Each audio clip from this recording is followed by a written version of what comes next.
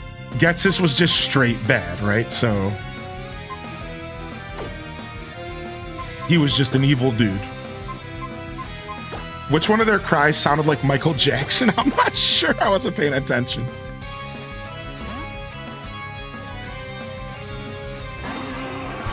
I agree with that. They're basically the same person.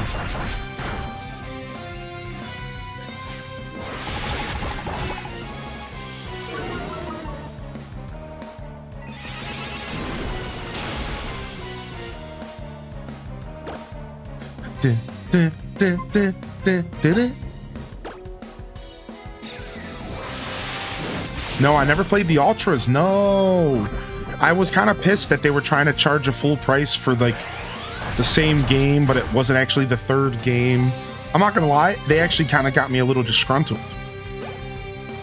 Because I was like, where's the third game? And then they're like, well, instead of a third game, we're gonna give you 2 of the same game with like slight adjustments. And for some reason at the time I was just pissed. And I just never played Ultra Sun and Moon.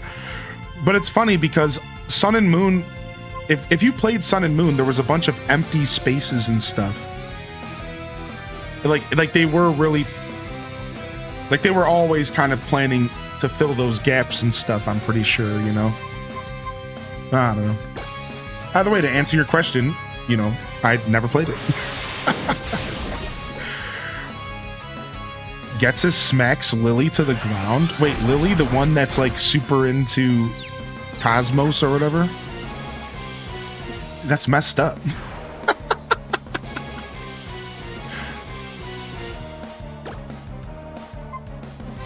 How come Slurpuff...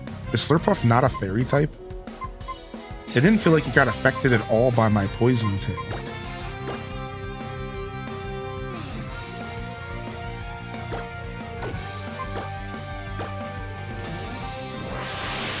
It's cotton candy type. It is super effective. It's just mega defensive. Okay.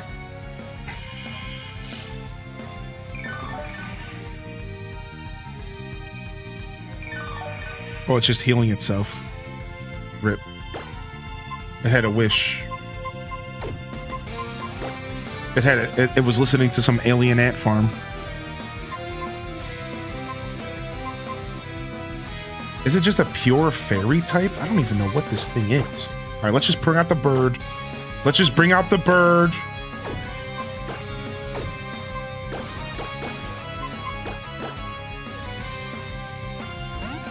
When in doubt, burbs out. When in doubt, burbs out.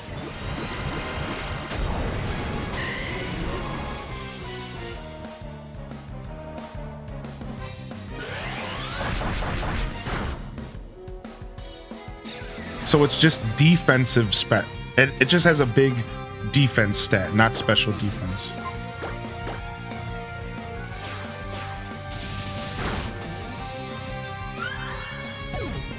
I don't like Slurpuff. Something that just gives me the bad vibe. Yo, what's up, cat? Hey. Oh, we've been going all day. We're 11 hours deep. We're in crunch mode. we're in crunch mode.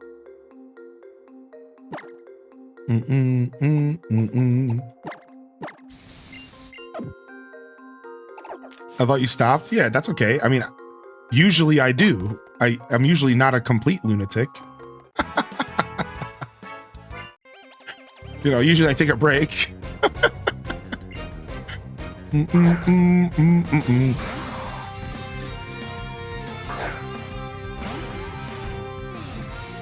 Dude, I'm so sick of seeing fairy Pokemon. Honestly, running a dragon in this generation was probably the worst decision I made. Like, actually, now that I think about it, in the generation where they introduced fairy, you probably just wanted to steer clear of all dragons. Because, like, why would you do that to yourself?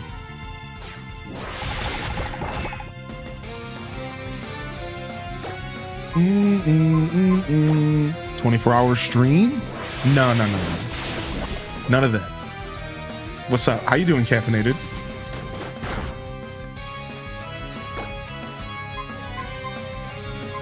Yeah, maybe using a dragon wasn't the best decision. Because, like, this whole generation's just all about fairies destroying the whole existence of everything, the whole meta, the system, everything. The whole fairy Pokemon were just system breakers. Way more so than Steel and Dark was. At least in my opinion. But maybe that's a bold take. Because Dark was pretty OP when it first came around. There just wasn't a ton of Dark Pokemon, and there wasn't a ton of Dark attacks. Steel didn't feel as impactful and was so easy to deal with because of fire.